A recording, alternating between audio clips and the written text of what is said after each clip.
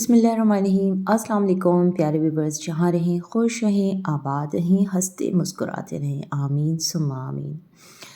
एक होता है गेट रेडी विद मी और ये है गेट पैकिंग विद मी। इतनी सारी चीज़ें हैं पैक और मूव करने के लिए कि मैजिक वॉन्ड मिले और बस सब कुछ एक साथ झटपट हो जाए, जो कि पॉसिबल नहीं है और ख़ुद ही ख़ुद करना है। तो ये वाले जो ब्लैंकेट बैग्स होते हैं, एक तो उसके साथ आते हैं ब्लैंकेट्स के साथ और मोस्टली वो ख़राब भी हो जाते हैं। तो ये वाले बैग्स ना मार्केट में भी इजीली अवेलेबल होते हैं। तो मैं रूटीन में भी बैग्स को में ही करके सारे ब्लैंकेट्स रखती हूँ। उससे फ़ायदा ये होता है कि ब्लैंकेट साफ़ सुथरे रहते हैं और आपको पता रहता है कि किस बैग में कौन सा ब्लैंकेट है। तो ये फ्लीस बैग्स हैं और ये वाले जो बैग है ना, ये मैंने अभी ऑनलाइन मंगवाए हैं और इसमें ये अच्छी बात है कि डस्ट बैग टाइप का है ये। तो एक साथ 2-3 बैग्स ना इसमें ब्लैंकेट्स या फ्लीस आराम से आ जाती हैं। तो सर्दियों में आपके ना ये सारे कपड़े पैक करना, क्योंकि इनको प्रॉपर पैक भी नहीं कर सकते। पंजाब में अभी तो ठंड बहुत है, मतलब सुबह या रात दोनों टाइम धूप जब निकलती है, तो जब तक आप धूप में खड़े हैं ना तब तक अच्छा लग रहा है, लेकिन थोड़े से भी साए में आए तो ठंड काफ़ी है। इसलिए ये चीज़ें आप बिल्कुल पैक करके अभी नहीं रख सकते। और जनाब, जब कोई भी काम हो, खाने से तो फ़रार है नहीं। खाना तो सबसे पहले सबसे इम्पोर्टेंट जो है ना वो आइटम होता है। तो मैंने भी इसमें बैच कुकिंग की थी और बैच कुकिंग का फ़ायदा ये होता है कि आपके जो है ना 2-3 चीज़ें आप एक साथ बना लें, ताकि फिर आपको पता हो कि आगे 3-4 दिन अगर आपसे कुकिंग नहीं भी आप कर पाएँ तो आपको ये टेंशन नहीं हो कि बाहर से मंगा के खाना पड़ेगा। और मुझे फ्रीज़र भी अपना ख़ाली करना था, तो चिकन मेरे पास रखा हुआ था। जो चीज़ें थी मैंने कहा चलो सब कुछ पका लेते हैं, फ्रीज़र भी ख़ाली हो जाएगा और कुकिंग भी कंप्लीट हो जाएगी। आजकल मौसम भी अच्छा है, तो बाहर भी अगर आप रख देना खाना तो ख़राब बिल्कुल भी नहीं होता। तो यहाँ पर मैं चिकन पुलाव बना रही हूँ और इस तरह से चिकन पुलाव मैंने फ़र्स्ट टाइम बनाया है, लेकिन ये बहुत अच्छा बना था, टेस्ट भी इसका अच्छा था और सलाद और रायते के साथ खाएँ तो बहुत ही मज़े का लगेगा। इसमें जो है मैंने खड़ा गरम मसाला डाला है, बादियान, बड़ी इलायची, तेज़पात और फिर प्याज डाल के टमाटर डाल दिए हैं। वैसे मैं पेस्ट यूज़ करती हूँ टमाटरों का, लेकिन अभी तो मैंने इसमें बड़े-बड़े कट करके ना टमाटर क्यूब स्टाइल में डाल दिए हैं। और इसमें फिर सूखा मसाला सारा मैंने डाला है, जिसमें धनिया, मिर्च, हल्दी, नमक, लाल मिर्च ये सब ऐड किया है। अच्छा, नमक डालने से ना टमाटरों के छिलका बहुत जल्दी और बहुत आराम से उतर जाता है। तो थोड़ा-सा मैं इसे ढक के पकाऊँगी ताकि इसके छिलके नरम हों और फिर वो मैं उतार लूँगी।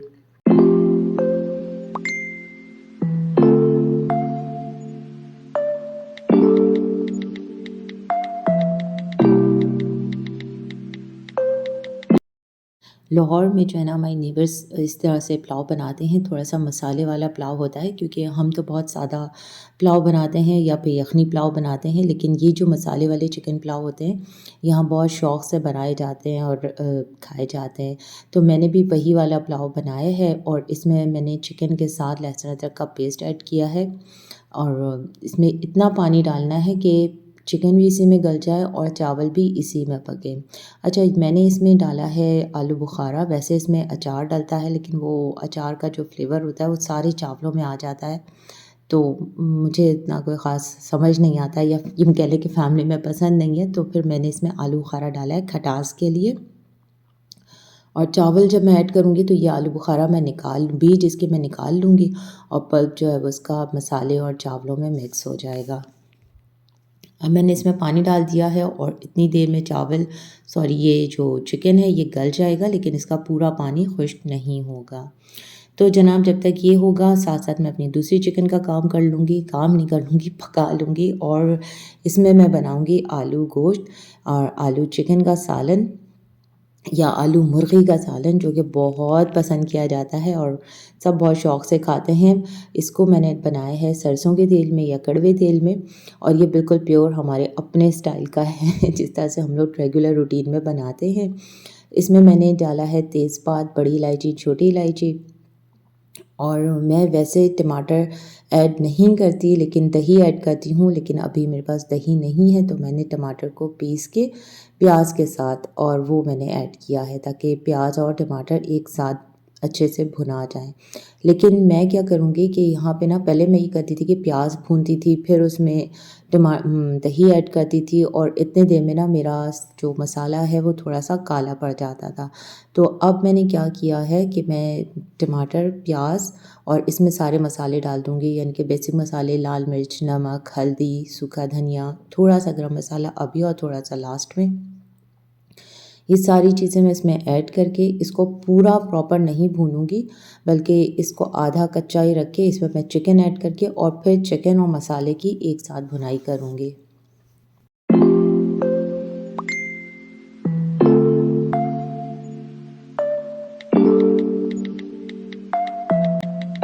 अच्छा, यहाँ पे जब ना मैंने चिकन देखा तो वो ज़्यादा था, तो मैंने फिर इसको अब कढ़ाई को हटा के और देगची ले ली है। अब इसमें सारा मसाला मैंने इसमें ऐड किया, शिफ्ट किया और फिर इसमें क्योंकि ये बड़ा पैन था और चिकन थोड़ी ज़्यादा थी, फिर उसमें आलू भी ऐड होना था, तो वो फिर इस कढ़ाई में नहीं बन पाता, तो मैंने बड़े देगची में इसको डाल के और अब इसमें मैं चिकन और आलू एक साथ डालूँगी। आप इस तरह से बनाएंगे ना, ट्रस्ट मी, आपके सालन का कलर बिल्कुल अच्छा खूबसूरत सा रहेगा। जैसे डार्क ब्राउन सा हो जाता है वो नहीं होगा, क्योंकि मेरा हो जाता था और मुझे समझ नहीं आती थी कि क्यों इस तरह से सालन का जो कलर है वो ख़राब हो जाता है, देखने में भी अच्छा नहीं लगता है, ऐसा लगता है सालन जल गया है। तो अब मैं इस तरह से बनाती हूँ तो सालन बहुत अच्छा बनता है। अच्छा जनाब, और सैलेड जाते-जाते भी लास्ट सैलेड बैच तो बनाना बनता है इस घर में। तो जो भी सब्जियां थीं वो मैंने सारी ले ली और इसका जो है वो मैं सैलेड बना लूँगी।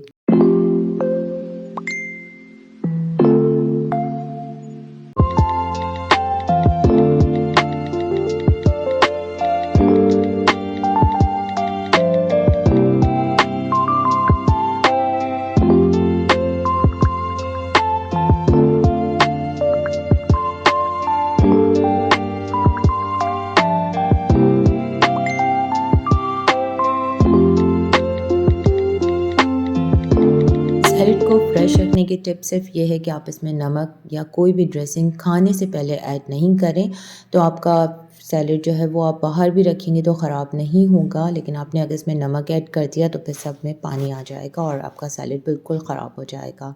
और चिकन में जो है मैंने अभी पानी ऐड नहीं किया था, इसको प्याज, टमाटर और चिकन के अपने पानी में ही चिकन गल गई है और इसमें मैंने गर्म पानी डालना है जो कि मैंने रख दिया है केटल में। और यहाँ पर जो मेरे यखनी पुलाव के चिकन है वो भी मेरी गल गई है। अब इसमें से जो मैं सारी जो आलू बुखारा और ये खड़े गरम मसाला है इनको मैं हटा दूँगी और फिर इसमें मैं ऐड करूँगी चावल। इस आलू बुखारे का जो पल्प है वो सारा ऐड हो जाएगा चावलों में और बीच जो है वो आप इसको हटा दें, क्योंकि फिर पुलाव में इस तरह से क्या कुछ भी खड़ा गरम मसाला या इस तरह की कोई चीज़ आती है तो वो अच्छी नहीं लगती खाने में।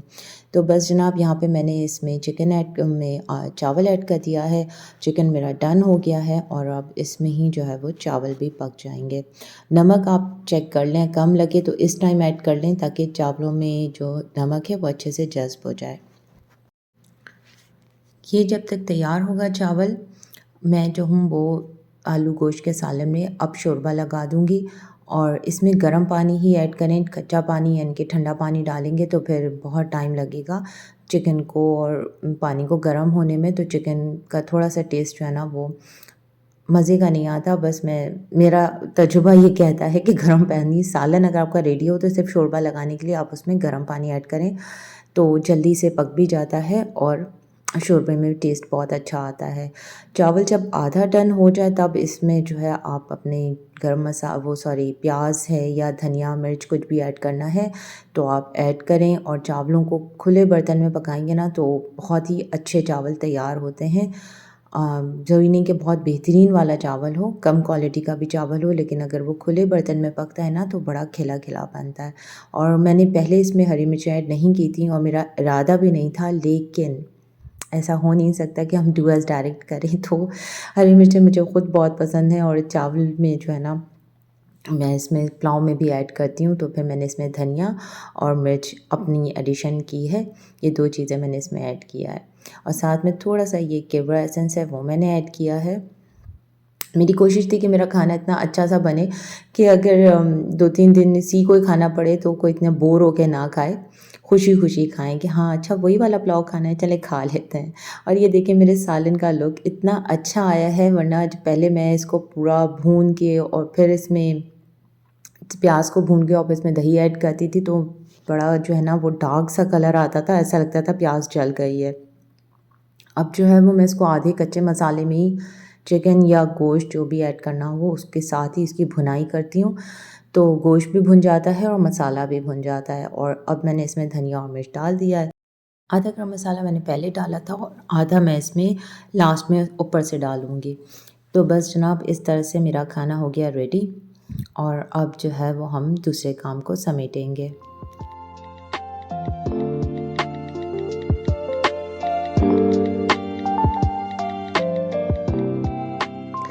ख़ैर तौर पे ना आप घर में इतना सामान जमा कर लेते हैं, आपको पता नहीं चलता कि वो कैसे हर चीज़ अपनी जगह बनाती चली गई और घर में ऐड होती चली गई। तब पता तब चलता है जब उनको समेटना पड़ता है। जैसे कि मुझे मेरा पूरा वीक जो है वो पैकिंग में गया है और मुझे फिर भी समझ नहीं आता कि मेरा सामान सिमटा क्यों नहीं रहा और मैं अपने आप को यही कहती कि बस अब और सामान जमा करना ही नहीं है। ऑल्दो कि देखने में पता ही नहीं चलता कि घर में इतने सारी चीज़ें या इतना सारा सामान है, लेकिन आपको बस जब कुछ अच्छा लगा ले आए और जब चीज़ घर में आती है ना, तो ट्रस्ट मी वो अपनी जगह खुद ब खुद बना भी लेती है। और कब मैं इस तरह के जो पेपर्स होते हैं ना, मैं पैकेट्स को नहीं डिस्कार्ड करती क्योंकि कभी ना कभी काम आ जाते हैं, जैसे कि आज मेरे काम आ गए। और ये वाली बास्केट है, इसमें मैंने अपने सारे जो हैं वो डेकोरेशन पीसेस उनको रखा था। अच्छा, मुझसे सब यही कहते हैं कि इतना टाइम पैकिंग में लग रहा है, इतना टाइम पैकिंग में क्यों लग रहा है? बस जल्दी-जल्दी डालो और पैक कर दो। लेकिन ये होता है कि अगर आप पैकिंग खुद से करें ना और अपने से सारी चीज़ों को आपको पता हो कि आपने किस तरह से कहाँ पे कौन-सी चीज़ पैक की है, तो अनपैकिंग बड़ी आसान हो जाती है। वरना मुझ जैसे बंदे का तो जैसे मैं कहती हूँ मेरा तो एंगल ही नहीं बनता काम का। मुझे यही समझ नहीं आता मैं कहाँ से शुरू करूँ और कहाँ पे ख़त्म करूँ। तो अपनी सहूलत के लिए, अपनी आसानी के लिए मेरी कोशिश ये होती है कि फिर मैं डे 1 पे ही सारा काम जो है वो इस तरह से करूँ कि वो बाद में मेरे लिए कोई हैसल ना बने। गो कि ये गलत है, फिर इससे ये होता है कि आपके ऊपर प्रेशर बहुत ज़्यादा आ जाता है और वो अनसीन प्रेशर जो दूसरों को नज़र नहीं आता लेकिन आपके ऊपर होता है कि आपने हर चीज़ को बहुत सही से रखना है ताकि बाद में आपको वो चीज़ें अपनी जगह पर मिल जाएँ। तो इसीलिए मेरी पैकिंग में टाइम भी बहुत लगा और ऐसा लग रहा था कि वो ख़त्म ही नहीं होके दे रही और हमेशा यही होता है। मैंने बहुत सारी शिफ्टिंग और मूविंग हमारी हुई है और हर दफ़ा मेरा जो है ना वो यही होता है कि भई इस तरह से पैक हो चीज़ें कि मुझे फिर ये ना हो कि कौन-सी चीज़ किस में रखी है, एक चीज़ ढूँढने के लिए फिर मुझे सारे कार्टन्स वग़ैरह खोलने पड़ें। और ये मेरे प्यारे-प्यारे से जो वाज़ थे जो मैंने यहाँ पर पेंट किए थे इनको, तो ये मैं फिर बिल्कुल ही अलग से गाड़ी में करके लेके जाऊँगी अपने साथ। क्योंकि जो लोडर्स होते हैं आप उनसे ऐसी कोई उम्मीद और तवक्को आप बिल्कुल ना रखें कि वो आपकी चीज़ों को बहुत अच्छे से रखेंगे। उनका काम होता है लोड और अनलोड का ऑफ़लोड करना, बस इससे ज़्यादा कुछ नहीं। तो बस जनाब अभी ये सारा सामान जो है वो जाने वाला है, तो उससे पहले मैं अपनी ये जो वाज़ हैं इनको एक जगह सिमटा दूँ ताकि उनके लिए भी रास्ते बन जाएँ। और ये जो फ्लावर्स हैं ना, इनको आप वैसे भी अगर घर में चेंज करें तो जो क्लिंग रैप होता है उसमें करके इनको वॉश करके और फिर क्लिंग रैप करके इनको रखें, तो बिल्कुल आपको पुराने नहीं लगेंगे। ये मेरे सारे बहुत पुराने हैं। इनकी जब मैं लाहौर आई थी ना, ये तो ख़ैर मेरी बेटी का भी गिफ्ट मिला था, उसकी फ्रेंड ने दिया था उसको। लेकिन मेरे जो ये सारे हैं ये अब तक इतने अच्छे सिर्फ़ इस वजह से हैं कि इनकी पैकिंग जब मैं इनको चेंज करती हूँ ना, तो मैं इनको क्लिंग रैप में करके फिर रखती हूँ, तो ये बिल्कुल नए के नए लगते हैं। और जब आप डेकोरेशन पीसेस वग़ैरह वॉल हैंगिंग ये सब ले रहे होते हैं ना, तो बहुत अच्छा लगता है, लेकिन जब इनको पैक करने का टाइम आता है, तब आपको पता चलता है कि आपने अपने लिए कितनी सारी ख्वारी जमा कर ली है। और अब आप इनको समेट के रखेंगे। तो एक कार्टन मैंने पूरा इसका बनाया था कि जिसमें मुझे पता था कि सिर्फ़ मेरे डेकोरेशन के सामान हैं।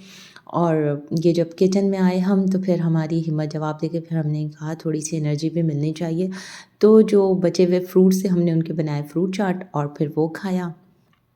खाने के बाद दोबारा अगेन ये सारी पैकिंग शुरू हो गई और कारपेट्स को भी जो है ना आपने हमेशा पैक करें तो उसको उल्टा करके पैक करें। ये सिर्फ़ मैं इसलिए नहीं बता रही कि आपने कहीं मूव आउट करना है, लेकिन अगर आपने घर में भी जैसे एक रग उठा लिया, दूसरा बिछा लिया, तो उसे आप उल्टा करके रोल करें और फिर किसी डोरी से या साबुन से या किसी कपड़े के टुकड़े से उसको अच्छे से बाँध दें। तो वो ख़राब जैसे कॉर्नर्स उसके मुड़ते नहीं हैं। और ये हमने दी थी ख़ुद को अपने नए घर में जाने की ट्रीट। और नए घर में क्यों शिफ्ट हो रहे हैं, नए घर में या यहाँ से क्यों मूव कर रहे हैं। मेरा फ्लैट अल्हम्दुलिल्लाह बहुत बहुत अच्छा है, लेकिन वो कहते हैं ना कि हरकत में बरकत है। तो बस हमने एक दफ़ा फिर बरकत की और बहुत सारी बरकतें हमारी लाइफ में अल्हम्दुलिल्लाह चलती रहती हैं। तो चीज़ों से इतना दिल नहीं लगाना चाहिए। और मैं चीज़ों के मामले में इतनी ज़्यादा इमोशनल होती नहीं हूँ, या घर के मामले में भी कि मेरा एक घर बहुत अच्छा है, मुझे यहीं रहना है और बस। पहले ऐसा होता था कि दादा-दादी या नाना-नानी का घर होता था और फिर उसमें से एक पूरी नस्ल और फिर दूसरी नस्ल और फिर तीसरी नस्ल। तो ख़ैर अब तो हर चीज़ जो है वो बहुत ज़्यादा फ़ास्ट एंड द फ्यूरियस में चल रही है। और मुझे भी ऐसा ही लगता है कि होना चाहिए। आपकी हरकत में बरकत होती है, तो हरकत करते रहें, बरकत होती रहेगी। और हर नई जगह आपको एक नया एक्सपीरियंस मिलता है, आपको एक्सप्लोर करते हैं, बहुत सारी चीज़ें लर्न करते हैं। अ, अच्छा और बुरा वक़्त सब जगह ही आता है, थोड़ी-सी टफ़ टाइम आता है, थोड़ा-सा हार्ड टाइम आता है, कभी रिलैक्स भी आप होते हैं, उन्हीं जगहों पे आप हैप्पी मोमेंट्स भी अपने एन्जॉय करते हैं। तो ज़िंदगी आगे बढ़ने का नाम है, आगे बढ़ते रहें। और देखें जनाब फ़िरोज़पुर रोड को इतना प्यारा सजाया था, ये पीएसएल मैच की वजह से था। पूरा फ़िरोज़पुर जो है वो फ्लड लाइट से जगमगा रहा था। और यहाँ पर ये अरेबियन डिलाइट और दूसरी जो है वो कुनाफा की शॉप थी, वहाँ से हमने फिर कुनाफा और अरेबियन डिलाइट यानी कि बकलावा लिया था। बहुत अच्छा है, इन दोनों को हमने एक्सपीरियंस किया। और कुनाफा तो बिल्कुल बिल्कुल प्योर कुनाफा है, बहुत अच्छा कुनाफा था। मतलब निसा सुल्तान में भी हमने कुनाफा खाया था, मगर फ़ेल, बिल्कुल फ़ेल 2 नंबर कुनाफा था, वो बिल्कुल भी अच्छा नहीं था। लेकिन ये प्योर कुनाफा है। और फ़िरोज़पुर रोड को इतना अच्छा पीएसएल मैच के बाद सजाया गया है। अभी जो है वो कैसे कहते हैं क्या कि कौन बनेगा करोड़पति तो कौन बनेगा पाकिस्तान का पति, अभी तो ये नहीं पता चला। लेकिन पंजाब बड़ा जगमगा रहा है पीएसएल मैच की वजह से। और ये लाए हैं हम कुनाफा, कुनाफा के साथ उसने अलग से दिया था शीरा, जो आपने कुनाफे पे खाने के टाइम पे आप उसको डाल के खाएं। और ये सारे बकलावा था, बकलावा जो है ना इतना स्वीट नहीं था, इसके लिए भी अगर थोड़ा सा शीरा आप ऐड करके खाएं तो ज़्यादा मज़े का लगता है। तो जनाब ख़ुद को दी हमने ट्रीट बकलावा और कुनाफा की।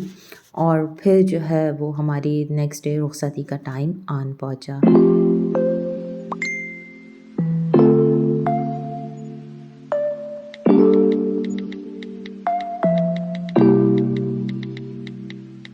अगर आपने तंदूरी रोटी को फ्राई करके नहीं खाया तो आपने बहुत मज़े की चीज़ को मिस किया है, ज़रूर खाएं। और इसकी टिप ये है कि इसको हल्का सा गीला करें और फिर इस पे लगाते जाएं हल्के हल्के घी।